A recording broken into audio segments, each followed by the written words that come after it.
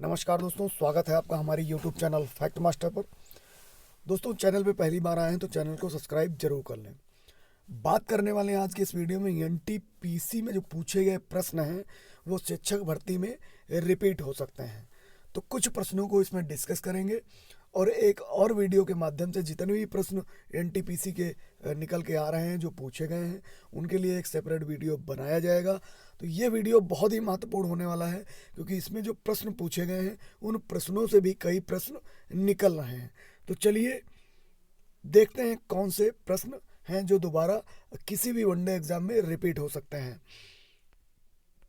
तो सबसे पहले बात करेंगे पहले प्रश्न की।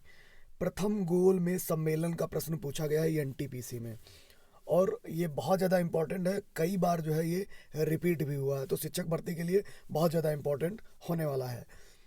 ये कहाँ हुआ था? ये हुआ था लंदन में 12 नवंबर 1930 से 13 जनवरी 1931 तक। उस समय जो ब्रिटिश प्रधानमंत्री थे वो थे रैमजे मैकडोनाल्ड और इसमें जो भाग लिया था वो 89 प्रतिनिधियों ने भाग लिया था। और इसका उद्देश्य क्या था? प्रथम गोल में इस सम्मेलन का भारतीय संवैधानिक समस्या को सुलझाना इसका उद्देश्य था प्रथम गोल में सम्मेलन का।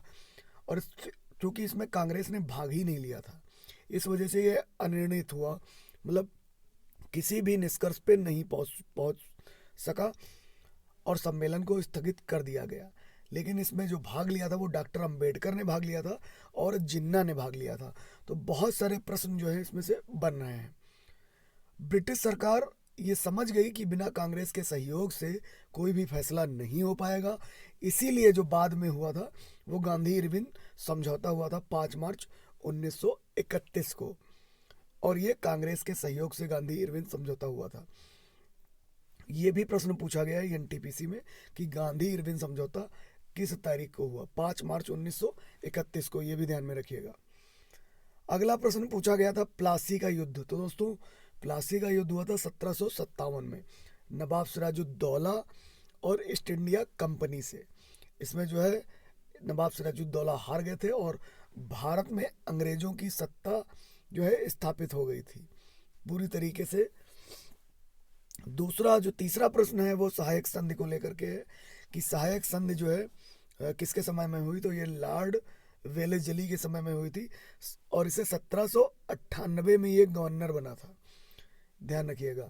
और इस सहायक संधि की जो शर्तें थी वो यह थी कि भारतीय प्रांतों पर नियंत्रण कैसे होगा और फ्रांसीसियों का प्रभाव कैसे कम होगा और शक्तिशाली सेना बनाना जो है इसका किस तरीके से बन सकती है, ये प्रमुख शर्तें सहायक संधि की थी। तो सहायक संधि भी ज़्यादा इम्पोर्टेंट हो जाती है, लेकिन इसमें अक्सर यही पूछा जाता है कि सहायक संधि के समय कौन था?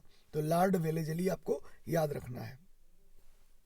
और इस संधि को सबसे पहले स्वीकार किसने किया था? टीपू सुल्तान ने, ध्यान रखिएगा। पूछा गया है आजाद भारत का वायसराय कौन था? Lord Mountbatten. 1857 में विद्रोह के समय वायसराय कौन था? तो दोस्तों, जब ये विद्रोह हुआ तो उस समय जो वायसराय था वो था लॉर्ड कैनिंग। ये बहुत ज़्यादा रिपीटेड प्रश्न है, बहुत बार पूछे जाते हैं।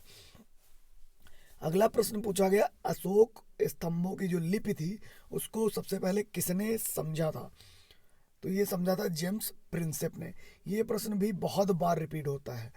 ताशकंद समझौता जो हुआ था उसमें सबसे पहले हस्ताक्षर किसने किए थे?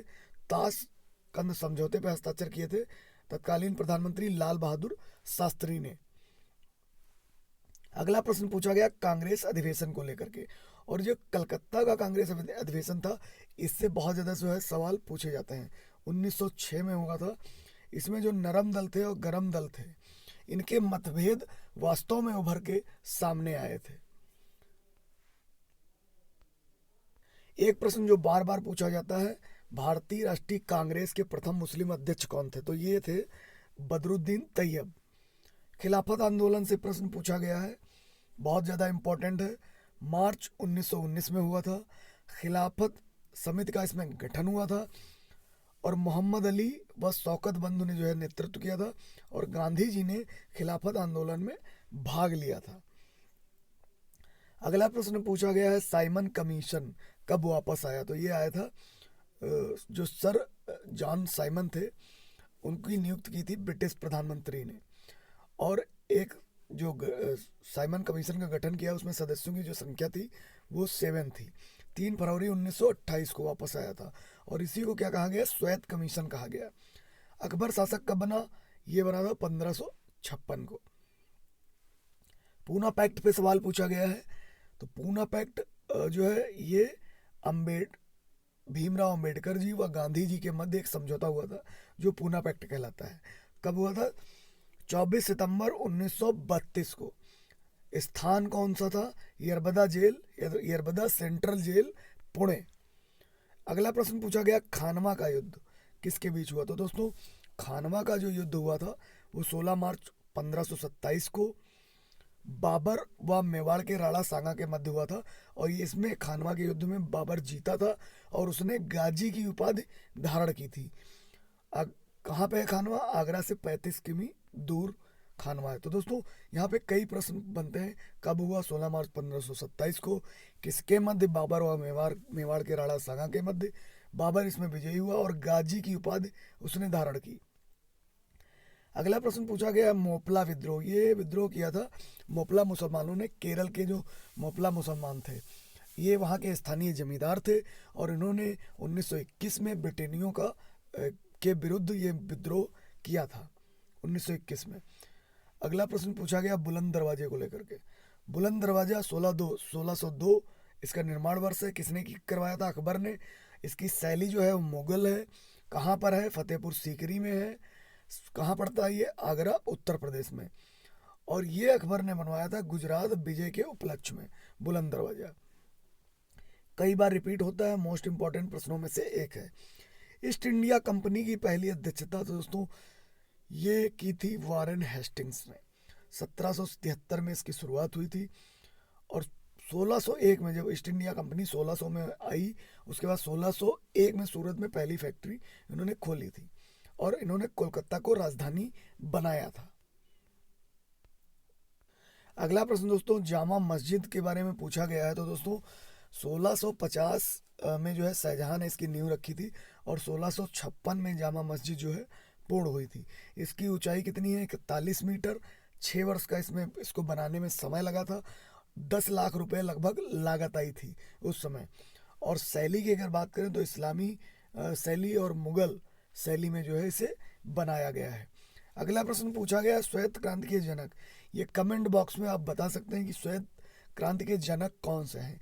ये आपके जो है पर्यावरण के सेक्शन में ही आ सकता है, और आपकी शिक्षक भर्ती में भी पूछा जा सकता है। और बहुत सारे प्रश्न हैं, उन प्रश्नों को लेकर के मैं शीघ्र ही आपके बीच आऊँगा। एनटीपीसी के में जो प्रश्न पूछे जा रहे हैं वो फैक्चुअल प्रश्न पूछे जा रहे हैं, और उन प्रश्नों को जान लेना बहुत ज़्यादा ज़रूरी है।